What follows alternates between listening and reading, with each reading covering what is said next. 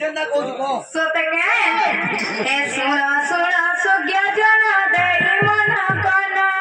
बुझाई कही बियाजी मोर नाम ग्राम रुपया दा बलिया ज्ञान मजे मारा पूरा ग्राम रे आज्ञा करा ते मोरा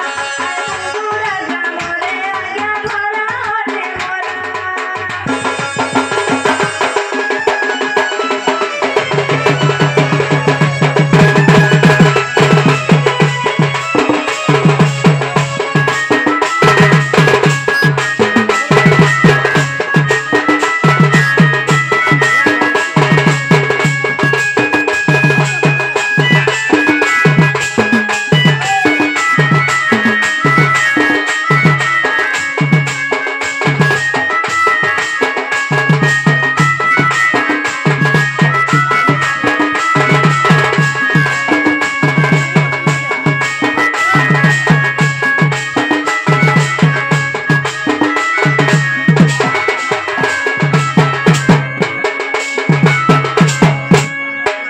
जेना गमामु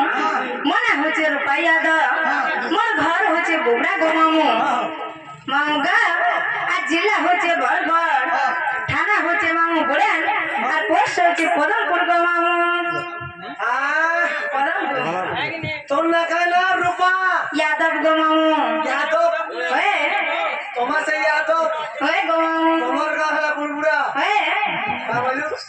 बोबड़ा गमामु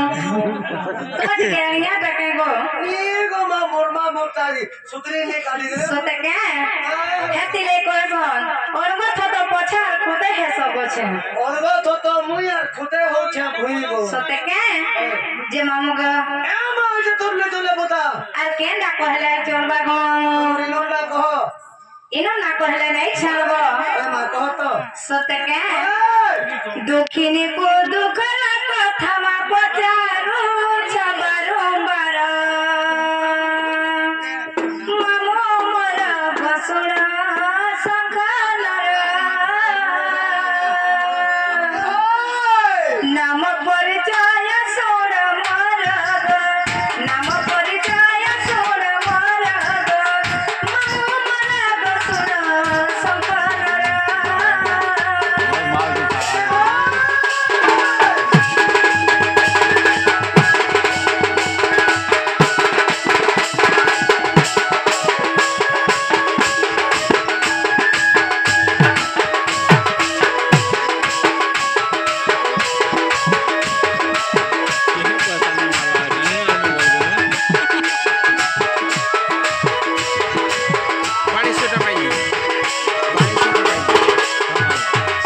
ननिला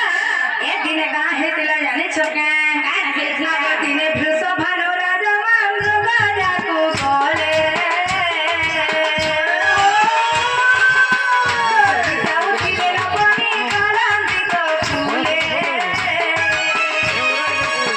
दिने भृष भानु राजा मांगु गाजा को बोले जाऊ किले न पानी कालांती को फूले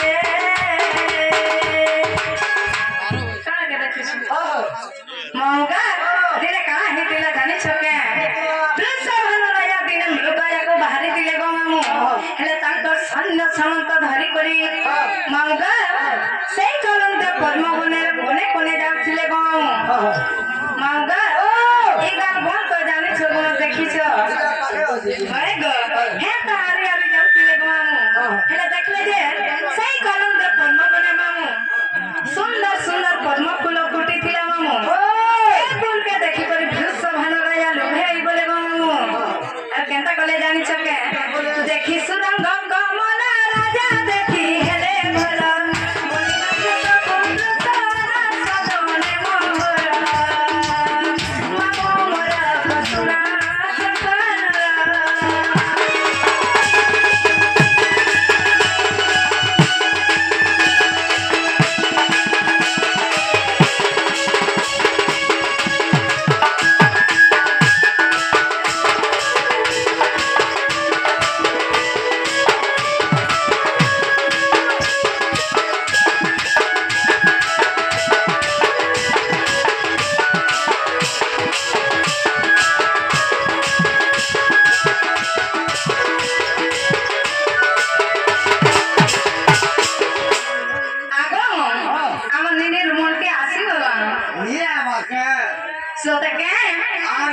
जे मामुगा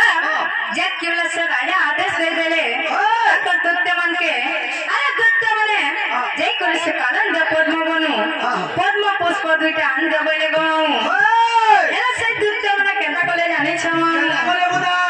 राजा आगे पाई दुत्ते मा बहाने चलीला कालन दिया पद्म बने जाई न पसीला